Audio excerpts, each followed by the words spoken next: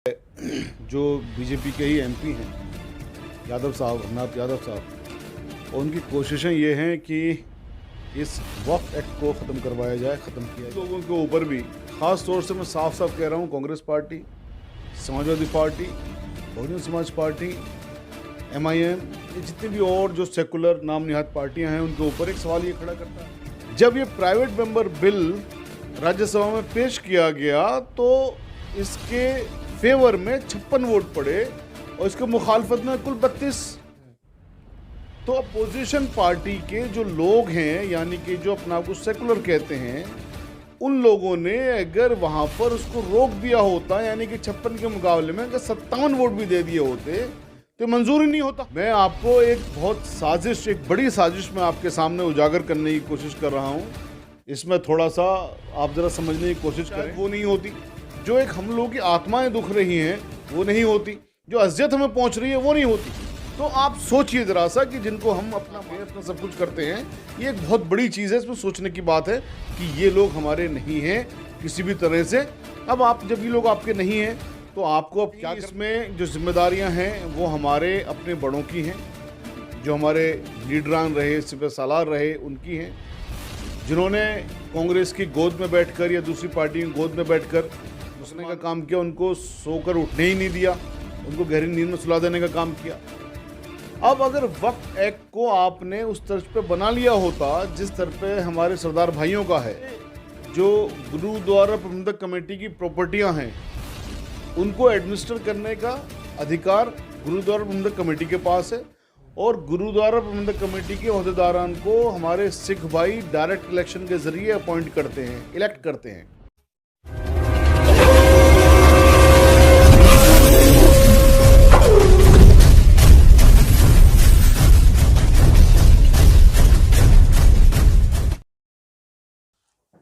आदाब नाजरीन, आप देख रहे हैं हमारा यूट्यूब चैनल एक शाम टीवी पसमानदा की आवाज़।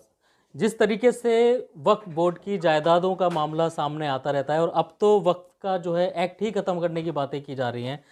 शाहिद साहब इस वक्त मेरे साथ मौजूद हैं, सुप्रीम कोर्ट के सीनियर एडवोकेट हैं, वक्फ के मामले उठाते रहते हैं। शाहिद साहब, अभी जिस तरीके के ये मामले चल रहे हैं वक्फ की जायदाद को लेकर के और एक्ट को लेकर के, क्या है ताज़े मामले और क्या किया जा रहा है इसमें?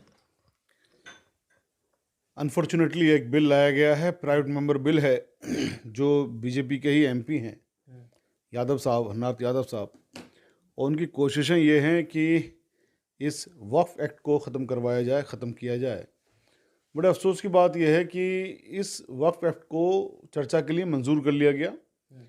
पार्लियामेंट का अगर आप देखो तो प्राइवेट मेंबर बिल ना के बराबर चर्चा के लिए मंजूर होते हैं, ना के बराबर। लेकिन इस बिल का मंजूर हो जाना चर्चा के लिए अपने आप में एक ताज्जुब की बात है, और ये एक ज़रूर सवाल खड़े करता है उन लोगों के ऊपर भी, ख़ास तौर से मैं साफ साफ कह रहा हूँ, Congress party, Samajwadi party, Bahujan Samaj party, MIM, ये जितनी भी और जो सेकुलर नाम निहाद पार्टियां हैं उनके ऊपर एक सवाल ये खड़ा करता है कि आप जब सेकुलर लोगों के, ख़ास तौर से मुसलमानों के वोट लेते हो और आप उनके ये प्रोजेक्ट करते हो कि आप सब उनके पूरी तरह से उनकी लड़ाई लड़ेंगे, लड़ाई लड़ने की बातें करते हो आप, और मुसलमान भी आपको एक आस भरी नज़रों से देखता है। अब बताइए, वक्फ एक्ट तो किसी हिंदू से इसका मतलब है नहीं, उसके बावजूद भी उसकी लड़ाई लड़ने के लिए भी आप मुसलमानों के साथ नहीं हो, तो फिर आप मुसलमानों के हमदर्द बनने की बात क्यों करते हो और मुसलमानों को हमदर्द क्यों मानते?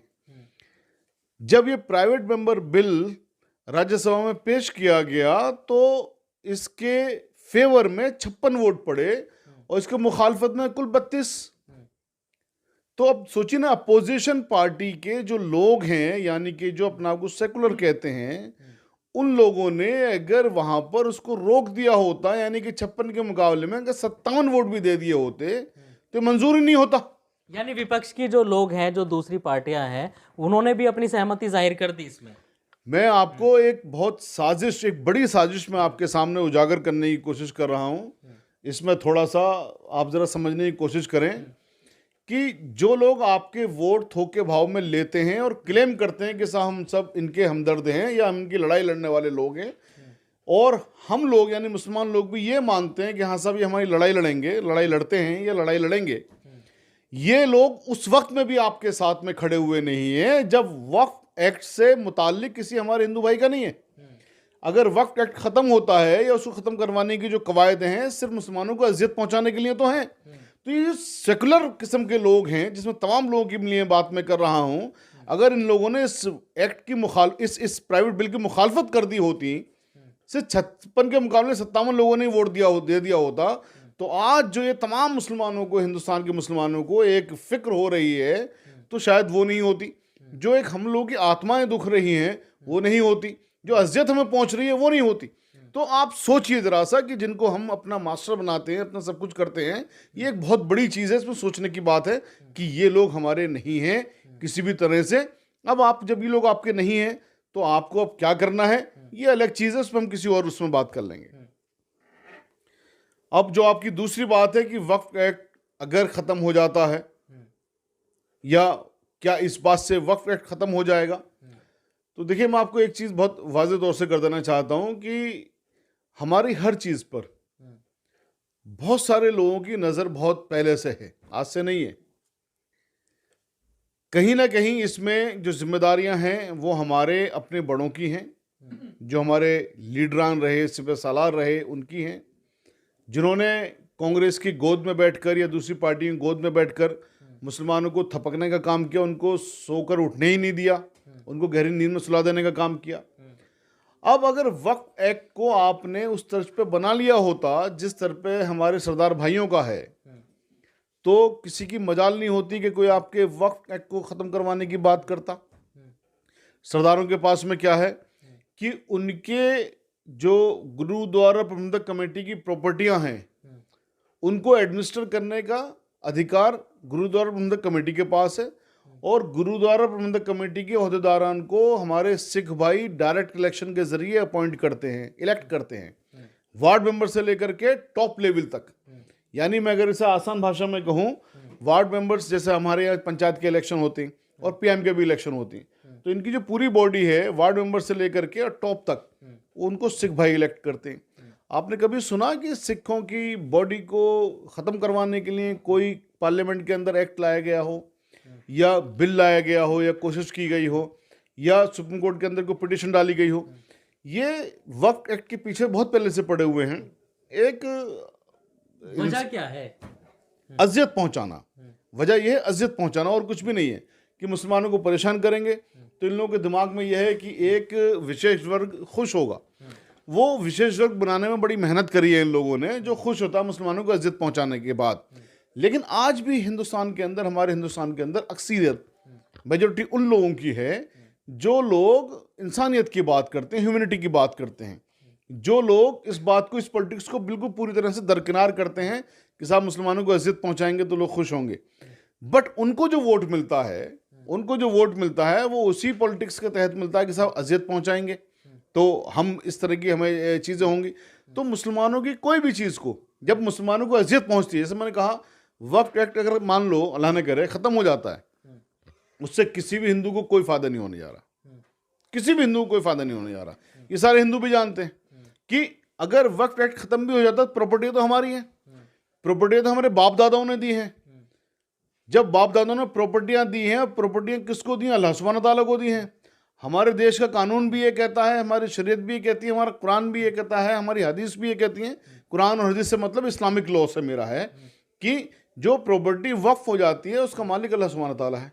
लेकिन शाहिद साहब तो इसमें यहाँ मैं बता दूं, यहाँ पर आपकी किसी बात, हिंदू भाई को फायदा नहीं होने जा रहा, तो सिर्फ और सिर्फ ये कोशिश है कि मुसलमानों को अजियत पहुंचाएं।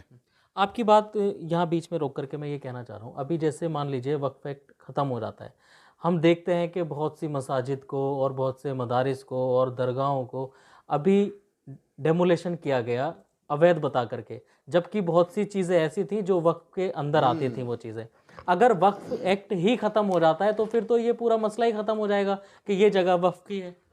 क्या इस तरीके के? लेकिन यहाँ पर मैं आपको बता दूँ, आपने एक ये सवाल जो आपने किया ये बहुत प्यारा सवाल है और इस सवाल को मैं थोड़ा सा वाज़ेह कर देना चाहता हूँ कि हमें ऐसे वक्फ बोर्ड का क्या फ़ायदा जो आज की डेट में अपनी मस्जिदों की हिफाजत नहीं कर पा रहा, जो अपनी दरगाहों की हिफाजत नहीं कर पा रहा।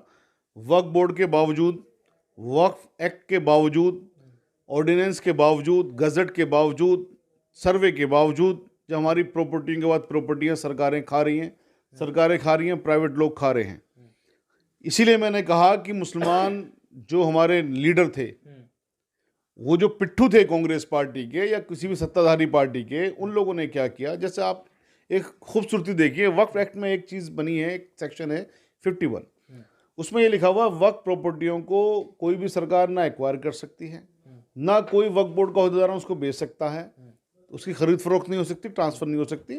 अगर सरकार को किसी काम के लिए ज़रूरत पड़ती है, ज़रूरी काम के लिए, पब्लिक इंपॉर्टेंस के, तो सरकार कंसर्न वक्फ बोर्ड से इजाज़त लेगी और वक्फ बोर्ड को कंपनसेट करेगी।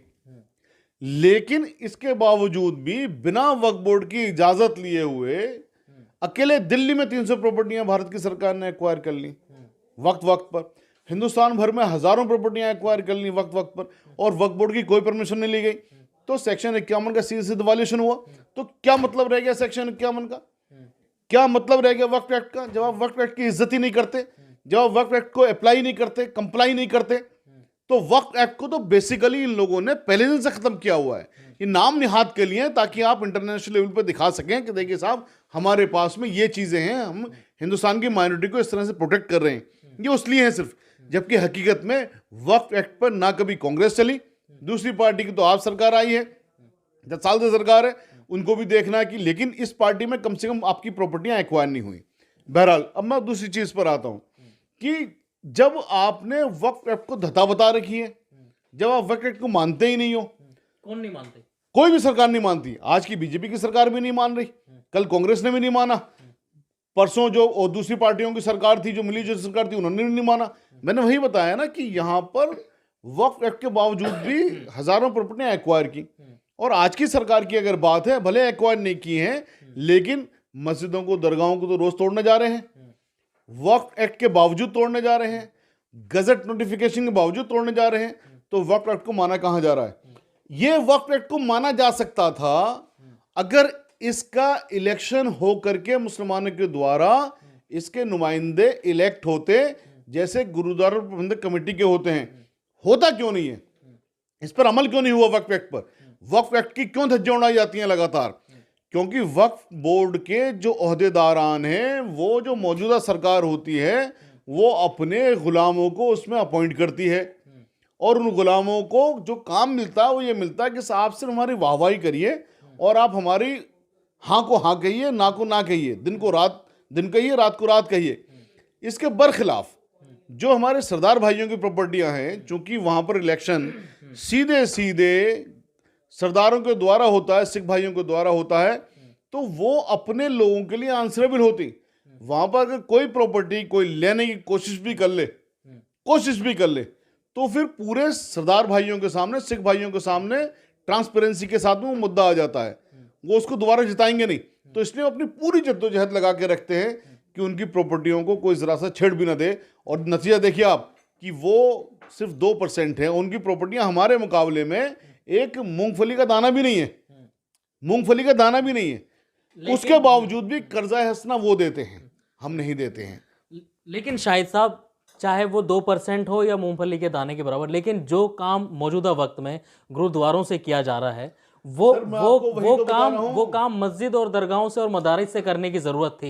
लेकिन क्या आपस में मुसलमानों में इख्तिलाफात नहीं है? इसका भी नहीं सर, बिल्कुल नहीं। आपने बात को नहीं समझ रहे। मैं वही तो बताना चाह रहा हूं, मैं आपके माध्यम से तमाम लोगों के सामने एग्जैक्टली वही बात मैं कहना चाह रहा हूं कि उनके पास में एक खूबसूरत एक्ट है जो उन्होंने लड़ करके ब्रिटिश सरकार से बनवा लिया था 1925 में, 25 जुलाई 1925 में, जिसको कहा जाता है गुरुद्वारा प्रबंधक कमेटी एक्ट। उसका इलेक्शन कमीशन ITO पर है, जाके देख लीजिए। वो इलेक्शन करवाता है पूरे देश में सरदारों का, सिखों का, उसकी बॉडी को अपॉइंट करने के, इलेक्ट करने के लिए। और हमारी बॉडी को कौन अपॉइंट करता है? हमारी बॉडी में किसी मुसलमान के द्वारा इलेक्शन नहीं करवाया जाता। उसमें जो गवर्नमेंट के पिट्ठू होते हैं, जो गवर्नमेंट के गुलाम होते हैं, उनको वहां पर अपॉइंट कर दिया जाता है, सिवाय एक आदमी के जो बार काउंसिल से चुन के जाता है। अब एक आदमी की क्या वो चलेगी? कुछ नहीं चलती उसके अंदर। तो जब तमाम के तमाम जो बोर्ड के मेंबर हैं उनके गवर्नमेंट के द्वारा अपॉइंट कर दिए जाते हैं, तो अब इसका वही मैं आपको बताना चाह रहा था कि वो 2%, उनकी प्रॉपर्टियां बहुत कम, हमारी प्रॉपर्टियां उनसे लाखों गुना ज़्यादा है, उसके बावजूद भी कर्जा हंसना वो देते हैं, मेडिकल फैसिलिटीज़ वो फ्री में चलवाते हैं, बड़े बड़े स्कूल उनके कायम हैं, उनसे लाखों गुना ज़्यादा अच्छी फैसिलिटी मेडिकल हम दे सकते थे, हम उनसे अच्छे स्कूल बना सकते थे, यूनिवर्सिटीज़ कायम कर सकते थे, हम बहुत कुछ कर सकते थे अपनी इस वक्त की प्रॉपर्टियों की इनकम से। लेकिन हमारी वक्त प्रॉपर्टियों को बंदरबाट इस एक्ट के बावजूद भी सरकारों ने किया, सरकार के पिट्ठों ने किया, सरकार के गुलाम उन मुसलमान जो नाम निहाद के लोग थे उन लोगों ने किया, और तमाम लोगों ने किया। इसलिए किया क्योंकि हमारा जो वक्फ एक्ट है वो ना कल अच्छा था ना आज अच्छा है, लेकिन जो आज इंटेंशन है, अब जो इसको खत्म करने की बात है, अब आप कह सकते हैं अच्छा नहीं तो खत्म हो जाना चाहिए। बात यह है कि अगर वक्फ एक्ट को खत्म करके आप वो वाला लेके आ रहे गुरुद्वारा प्रबंधक कमेटी की तर्ज पे तो बहुत अच्छी बात है, लेकिन आप इसको जैसा भी है ना टूटा फूटा, हम कहते हैं ना यार कि चलिए साहब हमारे पास कुछ तो है ना, डूबते को तिनका का सहारा, तो आप तिनका भी खत्म करना चाह रहे हो। तो यहां पर ये कोशिशें हैं कि आप ये खत्म करके हमारी प्रॉपर्टियों को कब्जा करने की कोशिश करें।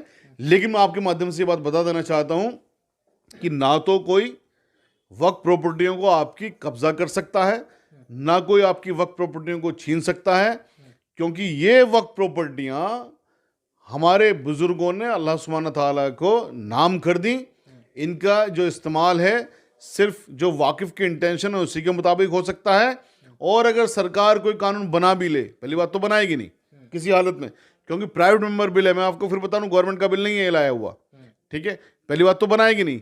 अगर इसको हम एक उस पर चले जाएं साहब मान लेते हैं तो हमारे देश का कानून भी है, आर्टिकल 300 में प्रॉपर्टी का अधिकार पहले फंडामेंटल राइट था, आज भी फंडामेंटल राइट ना होने के बावजूद भी राइट है हमारा, ठीक है।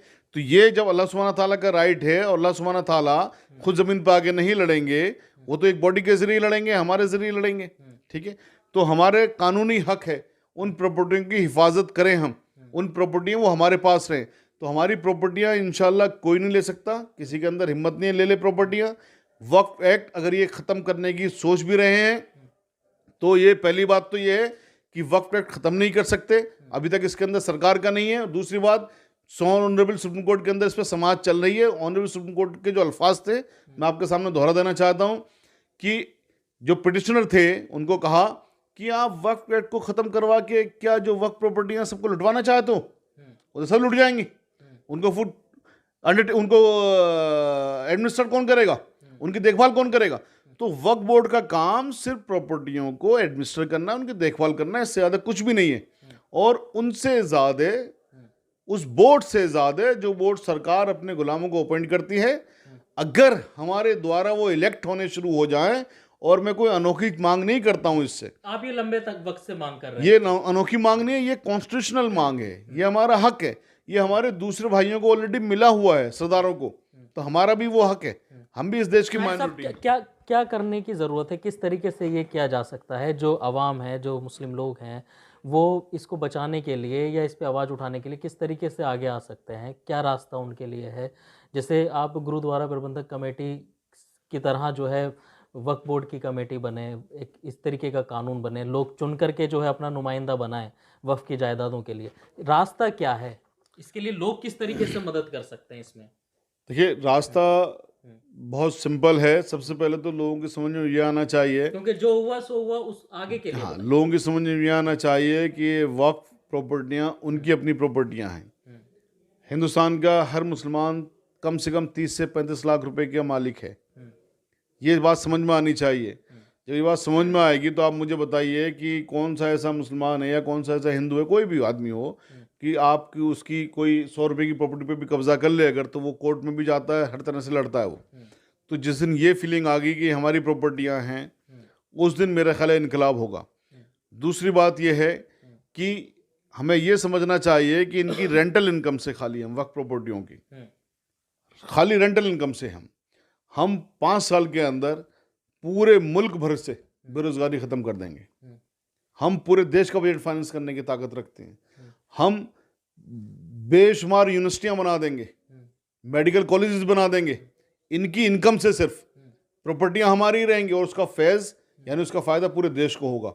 जब ये बात सबकी समझ में आएगी तो मेरा ख्याल है जब इंटरेस्ट लोगों के अंदर डेवलप होगा कि सोचिए मुसलमानों के पास में खाने के लिए खाना भी नहीं है, दवाएं भी नहीं है, कपड़े भी नहीं है पहनने के लिए, मकान भी नहीं है, ठीक है। ये जो एक हमारी बहुत सारी बहनें हैं जो बेवा हैं, उनको मेंटेनेंस भी नहीं मिलता है, ठीक है। हमारी बहुत सारी बहनें हैं जो विधवा हो चुकी हैं, उनको मेंटेनेंस भी नहीं मिलता है। हमारे बहुत सारे बच्चे हैं जो अनाथ हो चुके हैं, उनके पास कुछ नहीं है। हमारे बहुत सारे बुजुर्ग हैं, उनको कोई पेंशन नहीं है। ये भी सारी चीज़ें हम इस वक्फ बोर्ड की कमाई से कर सकते हैं। हम पेंशन भी दे सकते हैं, हम बच्चों को पढ़ा भी सकते हैं, हम मेडिकल फैसिलिटीज़ भी दे सकते हैं, हम अपनी बहनों को भी महीना पैसे दे सकते हैं, हम अपने उलेमाओं को भी पैसे दे सकते हैं। तमाम तरीके की मदद कर सकते हैं। तो नहीं, ये चीज़ बतानी इसलिए ज़रूरी है, इंटरेस्ट तभी पैदा होगा। आपने एक सवाल पूछा इसलिए उसका जवाब दे रहा हूँ। जब लोगों के अंदर इंटरेस्ट पैदा होगा तो वो सरकार से डिमांड भी करनी शुरू करेंगे कि साहब बहुत हो गया, आपने अपने गुलामों को इसका मेंबर बना दिया, आपने अपने गुलामों से हमारी प्रॉपर्टी को बंदरबाट करवा दी, अब ये नहीं चलेगा। अब हमें भी सिखों की तरह से बराबर का राइट दे दीजिए, हमारी बॉडी को भी हम ही चुनेंगे, अब कोई और नहीं चुनेगा। और जब ये होगा तो ट्रांसपेरेंसी भी आएगी, तमाम चीज़ें सही होंगी। फिर देखिए ये वो बात है जहां जब कहा जाता है कि पसमानदा मुसलमान जो है पीछे रह गया, पिछड़ा रह गया, और गरीब तबका, दलितों से ज़्यादा बदतर जो है मुसलमानों के हालात, रिपोर्ट्स जो है सच्चर कमेटी के सामने है। लेकिन इसकी वजह क्या रही, कौन इसके जिम्मेदार रहे, ये भी गौर और फिक्र करने वाली बात है। लेकिन वक्फ की जो जायदाद है उससे इतनी इनकम होती है, इतनी कमाई होती है कि पूरे देश का नक्शा जो है वो बदला जा सकता है। क्या बात ही नहीं रह जाएगी सर। एक यही वजह मान रहे हैं क्या कि सरकार इसलिए भी कुछ निशाना बनाना चाहती है? मैंने ऐसा आपसे कहा कि मुझे इस चीज़ में सरकार की इंटेंशन नज़र नहीं आती है, बहुत वाज़े में कर रहा हूँ। क्योंकि सुप्रीम कोर्ट के अंदर पिटीशन, हालांकि वो बीजेपी के स्पोक्स पर्सन है जिन्होंने लगाई इसको एक्ट को ख़त्म करने के लिए, लेकिन सुप्रीम कोर्ट के अंदर भी भारत की सरकार ने उसकी मुखालफत की। यहाँ भी हालांकि एक्ट में ये जो बिल लेके आए हैं वो भारतीय जनता पार्टी के एमपी हैं, लेकिन भारतीय जनता पार्टी की तरफ से अभी तक उस बिल को इंडोर्स नहीं किया गया है। आज तो वो पार्टी सरकार में है ना, जो बिल चाहे वो ले आए, जो चाहे वो कर लें, तो उनको नहीं लाया गया। तो इसलिए ये कहना कि साहब सरकार की तरफ से होगा, मुझे नहीं लगता है किसी भी तरह से। ये कोशिशें क्या होती हैं कि हम अजियत पहुंचाने वाला काम करेंगे तो पार्टी लीडरशिप हमसे खुश होगी, ये शायद उनकी, क्योंकि पार्टी लीडरशिप को क्या होता है, वोट तो उनको वहीं से आता है। जब मुसलमानों को इज्जत पहुंचेगी तो वोट मिलेगा उनको, तो इनकी ये सोच है। मैं एक इंटरव्यू सुन रहा था एक बार, एक बहुत बड़े इनके भारतीय जनता पार्टी के लीडर का, उन्होंने कहा कि हम बिल्कुल भी इज्जत पहुंचाने की बात नहीं करते, लेकिन लोग ये सोचते हैं जो एडमिनिस्ट्रेशन में है कि उनकी इज्जत पहुंचाने से शायद हम खुश होंगे। तो ये कहीं ना कहीं वो वाली सोच काम करती है, जो मुझे नहीं लगता कि किसी भी तरह से इसके अंदर पार्टी का इन्वॉल्वमेंट है, मुझे नहीं लगता। लेकिन अगर पार्टी का इन्वॉल्वमेंट है या उस बीजेपी के एमपी का इन्वॉल्वमेंट है, उस बीजेपी के एमपी को अगर पार्टी से नहीं निकाला गया तो फिर तो इनडायरेक्टली इन्वॉल्वमेंट आ गया। उस बीजेपी प्रवक्ता को जिसने सुप्रीम कोर्ट के अंदर पिटीशन डाली, उसको बीजेपी से नहीं निकाला गया, तो कहीं ना कहीं फिर पार्टी का इन्वॉल्वमेंट आ गया। तो ये कहना कि साहब नहीं है, ऐसा भी नहीं हो सकता, लेकिन अपरेंटली नहीं लगता, बट इनडायरेक्टली तो कुछ ना कुछ होगा, क्योंकि उनको पार्टी से निकाला नहीं गया आज तक भी। अगर भारतीय जनता पार्टी उनको पार्टी से निकाले तो माना जाएगा हाँ साहब भारतीय जनता पार्टी का इसके अंदर रोल नहीं था। देखिए, हुकूमतें तो चाहे जो भी रही हो, चाहे मौजूदा हुकूमत रही हो या इससे पहले की हुकूमतें रही हो, कहीं ना कहीं निशाने पे जो है वो मुसलमान ही रहा है। अब आगे क्या रास्ता रह जाता है शाहिद साहब, आप लोगों को हमारे ज़रिए, चैनल के ज़रिए क्या एक कोई मैसेज देना चाहेंगे कि इसमें क्या रुख अपनाएं वो लोग? कोई अगर मदद करना चाहता है तो कोई मदद करना चाहता है तो पिटीशन डालें, किस तरीके से? सुनिए, अभी आप कुछ पिटीशन नहीं डाल सकते क्योंकि अभी बिल सिर्फ आया है, बिल को सिर्फ चर्चा के लिए रखा गया है। पहली बात तो मैं आपके माध्यम से बता दूं कि पिटीशन डालना तब होता है जब कोई एक्ट बन जाए, एक्ट बनने से पहले कोई पिटीशन नहीं आती। तो ये तो बहुत बात की चीज़ है। अभी हमने बहुत सारे एक्ट चैलेंज किए हैं, जिसमें ट्रिपल डिवोर्स का भी हमने चैलेंज किया है, और भी बहुत सारे हमने चैलेंज किए हैं। तो वो एक्ट बनने के बाद में चैलेंज होता है। दूसरी बात यह है कि किस तरह से लोग मदद कर सकते हैं। आप कम से कम आज की डेट में उस वक्फ के बारे में जानिए कि वक्फ आपको क्या क्या दे सकता है। और दूसरी बात, आप सरकार से, आप जहाँ भी हैं, एक चिट्ठी लिखिए। आपको सारी चीज़ें अगर समझ में नहीं भी आ रही हैं तो कम से कम इतना तो समझ में आ रहा होगा कि मैं जिसने वक्त पर पूरी अपनी ज़िंदगी काम किया है, आप लोगों से अगर एक रिक्वेस्ट करता हूं कि गुरुद्वारा प्रबंधक कमेटी की तर्ज पर अपने एक्ट को बनवा लीजिए। तमाम समस्याओं का इलाज ये है, ना किसी पासमानदा की बात करने की ज़रूरत, ना अशरफ की बात करने की ज़रूरत, ना आपको बेरोज़गारी की समस्या रहेगी, ना आपको पढ़ाई की समस्या रहेगी। पूरा हिंदुस्तान आपको प्यार कर रहा होगा। क्यों प्यार कर रहा होगा? जो कमाऊ पूत होता है उसको सब प्यार करते हैं। तो जब आप कमाऊ पूत बन जाएंगे और देश को आप आगे बढ़ाने का काम करेंगे तो आपसे हर आदमी प्यार करेगा। और उसका इलाज सिर्फ और सिर्फ एक है, उसकी कुंजी सिर्फ एक है, आपकी तमाम परेशानियों की सिर्फ एक कुंजी है कि आप गुरुद्वारा प्रबंधक कमेटी की तर्ज पर अपने वक्फ एक्ट को बनवाने के लिए ऑनरेबल प्राइम मिनिस्टर साहब को लिखिए, उनसे रिक्वेस्ट करिए। और जब जब हम कोई भी धरने प्रदर्शन करते हैं, पिटिशंस लिखते हैं, तो खुदारा हमारा साथ देने की कोशिश करिए। हमें फॉलो कर लें या आपको फॉलो कर लें, हमारा साथ उसमें देने की कोशिश करिए, क्योंकि जब आवाज़ खल्क होती है तभी नक्कारे खुदा मानी जाती है। तो जब तमाम लोग इस बात को करना शुरू कर देंगे तो मेरे ख्याल है गूंगी बहरी सरकारों के कान में ही बात जाएगी। और शायद हो सकता है आज की सरकारें, आज की नहीं तो आने वाली कल की सरकारें जाग जाएं और इस तरह का एक कानून बना दें। जिस दिन कानून बन गया आप समझ लीजिए कि आप सबसे ज़्यादा ताकतवर होंगे। बहुत बहुत शुक्रिया शाहिद अली साहब बात करने के लिए। देखिए, जब से हमने पसमानदा की आवाज़ अपने चैनल का जो है टाइटल दिया है, तब से कई सारी चीज़ों का जो है सामना करना पड़ रहा है। पसमानदा नाम इसलिए देना भी पड़ा है क्योंकि पसमानदा जो नाम है वो प्रधानमंत्री मोदी जी ने दिया है और इस पे चर्चा भी की है और इसकी बात भी की है। तो पसमानदा जो है वो आसानी से मुसलमानों के हालातों को सामने लाने का काम भी कर रहा है इस नाम के ज़रिए। इस्लाम के अंदर ऊंच नीच या जात पात इस तरीके का कोई भी कॉन्सेप्ट नहीं है, हम शुरू से इस बात को करते चले आ रहे हैं। लेकिन पसमानदगी जो एक मिनट, हाँ, लेकिन सच्चाई जो है वो यही है कि जो तबकात महरूम रह गया, पीछे पिछड़ा जो रह गया, जिनके हालात दलितों से बदतर रहे, उनको आगे लाने का और उनकी बात सरकार तक पहुंचाने का हमने ये एक मोटिव लिया है। हमारा ये एक मकसद है कि हम उन पसमानदा तबका के जो पिछड़ गए हैं, उन पिछड़े लोगों की बातों को हम सही मायने में सरकार के सामने लाएं, जनता के सामने लाएं और उनके हालात क्या हैं मौजूदा वक्त में और किस तरीके से उन्होंने अपनी ज़िंदगी में गुजर बसर किया है और किस तरीके से कर रहे हैं, वो हम आपके सामने ला सकें और सही मायने में जो पसमानदा हैं उस मामले को और उस मकसद को और उस मायने को हम आप तक समझा सकें। जिस तरीके से शाहिद अली साहब ने बताया कि वक्फ बोर्ड की जो जायदाद हैं, वक्फ के अंदर जो जायदाद हैं, अगर वो मिल जाती हैं और उन पे सही से काम हो जाता है और जिस तरीके से गुरुद्वारा प्रबंधक कमेटी है उस तरीके से वक्फ के लिए एक कमेटी बन जाती है, आवाम चुन करके अपना नुमाइंदा लेकर के आती है, तो यकीनन ही फिर वो जितनी भी जायदाद हैं वो इस्तेमाल भी होंगी और उनसे जो मुनाफा होगा वो भी कहीं ना कहीं देश के लिए और मुसलमानों के लिए और तमाम जो देश के नागरिक हैं उनकी खिदमत के लिए वो काम में आएगा। लेकिन ये तमाम वो बातें हैं जिन पर सही से चर्चा की नहीं जाती, कोई बात करने को तैयार नहीं होता। सरकारें सिर्फ बहुमत की भी बात कर लेती हैं, सरकारें भी बना लेती हैं और वोट भी इकट्ठा कर लेती हैं और अपनी सरकारें बना करके सिर्फ एक लुभावने लालच दे करके लोगों को गुमराह करने का काम करती रही हैं।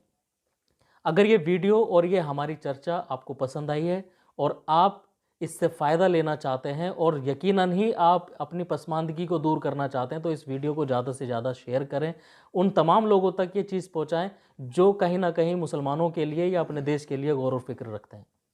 दिल्ली से एक शाम टीवी के लिए मैं अब्दुल वाजिद चिश्ती निज़ामी।